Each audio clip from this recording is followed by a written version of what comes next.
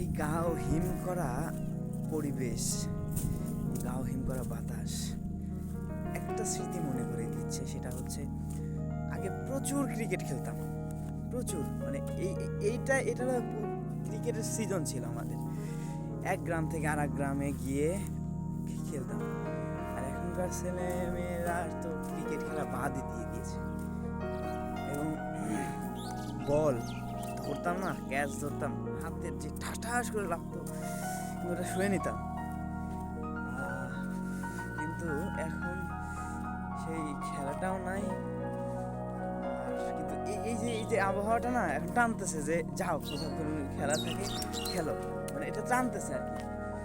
কিন্তু ওই খেলার জায়গাটা, মানে জায়গা আছে কিন্তু খেলার লোক নেই। আর আমরা যখন খেলতাম তখন আমাদের খেলার জায়গা ছিল না। বাসতলায় খেলতাম, প্রাইমারি স্কুলের মাঠে খেলতাম। ওখানে খুব ছোট মাঠ ছিল, তারপরে খেলতাম অনেক, মানে ব্যবস্থা করে। এবং এই ঠান্ডার ভিতরে জলের ভিতরে নেমে পড়তাম যদি জলে বল চলে যেত। তো এই আবহাওয়ায় আসলে ওই দিনের কথাগুলো মনে পড়তেছে। আর এই দিনে আসলে খেলাটা বেশি হইতো কেন, প্রচুর এখানে ওখানে গিয়ে খেলতাম। এটা হলো বাজি খেলার মতো, 5 টাকা 20 টাকা দিয়ে বাজি খেলতাম।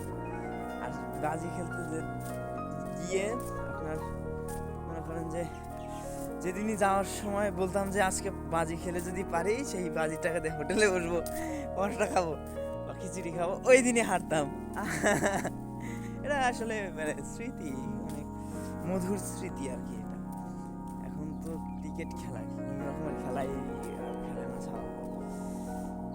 বড় হয়ে গেছি, ধীরে ধীরে মনে হয় যে সেই শৈশবের স্মৃতিগুলো হারিয়ে যাচ্ছে, কিন্তু এই পরিবেশটা আবার সেই দিকে টানতেছে।